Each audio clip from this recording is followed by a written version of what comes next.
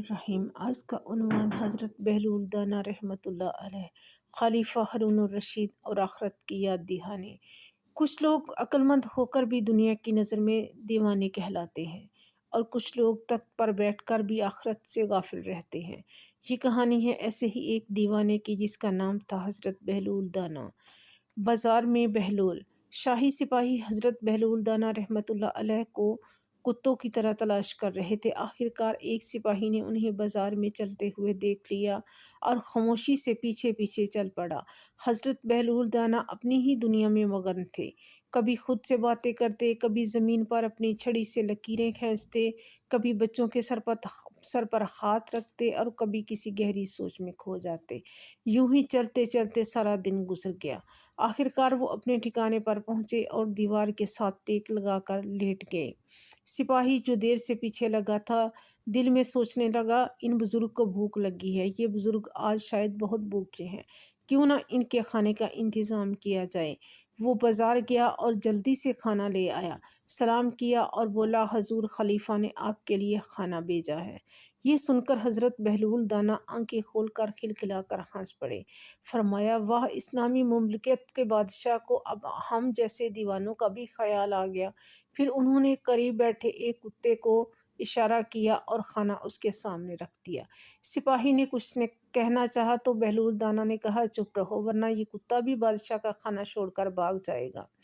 फिर सिपाही ने पैगाम दिया, खलीफा ने आपको कल दरबार में तलब किया है, बेहतर है खुद ही तशरीफ़ ले आए वरना कोई और इंतज़ाम करना पड़ेगा। बहलूल दाना हंस पड़े और कहने लगे, ठीक है। अगले दिन हज़रत बहलूल दाना रहमतुल्लाह अलैह फटे पुराने कपड़े पहने, हाथ में छड़ी लिए खलीफा के महल की तरफ रवाना हुए। दरबान जानता था कि ये खलीफा के जानने वाले हैं वरना अंदर दाखिला मुमकिन ना था। अंदर दाखिल हुए तो अजीब मंजर देखा, ना कोई दरबारी, ना वज़ीर, ना मुहाफिज, पूरा दरबार खाली था। हज़रत बहलूल दाना आहिस्ता आहिस्ता चलते हुए सीधे खलीफा की मसंद पर जा बैठे। इतने में निकारे बजे खलीफा हारून रशीद तशरीफ़ ला रहे हैं। सिपाही दौड़ते हुए आए और ये मंजर देखकर घबरा गए। हज़रत बहलूल दाना को मसंद से उतारने की कोशिश की और मारपीट शुरू कर दी।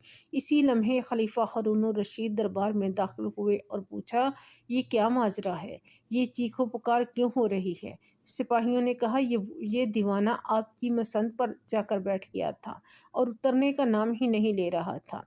हज़रत बहलूल दाना दर्द से कराहते हुए बोले, ए हारून, मुझे छोड़ो, मैं तुम्हारे हाल पर रो रहा हूँ। खलीफा चौंक कर बोले, वो क्यों।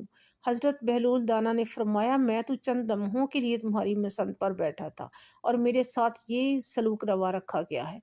तुम तो बरसों से इस मसंद पर बैठे हो, सोचो क़यामत के दिन तुम्हारे साथ क्या होगा। क्या तुम्हें अपनी आखिरत की ज़रा भी फिक्र नहीं।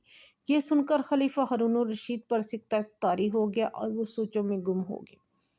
अक्सर हज़रत बहलूल दाना कब्रिस्तान में बैठे मिलते और लोग पूछते तो फरमाते कि ये वो लोग हैं जो दुनिया की बातें नहीं करते और किसी का बुरा नहीं सोचते, किसी की बुराई नहीं करते, इसीलिए मुझे इनके पास सुकून मिलता है। एक दिन वो इंसानी खोपड़ी को छड़ी से उलटकर देख रहे थे। इत्तफाकन खलीफा का गुज़र हुआ। उनके अपने काफ़िले के साथ खलीफा रुक गए और पूछा, बहलूल, ये क्या कर रहे हो। बहलूल ने फरमाया, ये जानने की कोशिश कर रहा हूँ कि ये इंसानी हड्डियाँ हैं या किसी फ़कीर की।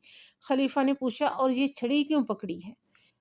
बहलूल दाना ने फरमाया, ज़मीन नाप रहा हूँ। खलीफा हैरान हुआ और फरमाया, फिर क्या नापा तुमने। हज़रत बहलूल दाना मुस्कुराकर बोले, 3 गज ज़मीन, बादशाह के लिए भी और फ़कीर के लिए भी बिल्कुल बराबर है।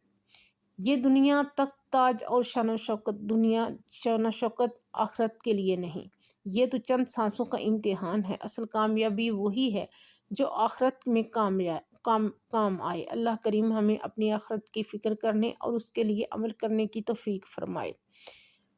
अगर ये कहानी आपके दिल को लगी हो तो वीडियो को लाइक करें और ऐसे मज़ीद सब आमोज़ वाक़यात जानने के लिए हमारे चैनल नूर कहानियाँ को सब्सक्राइब करें।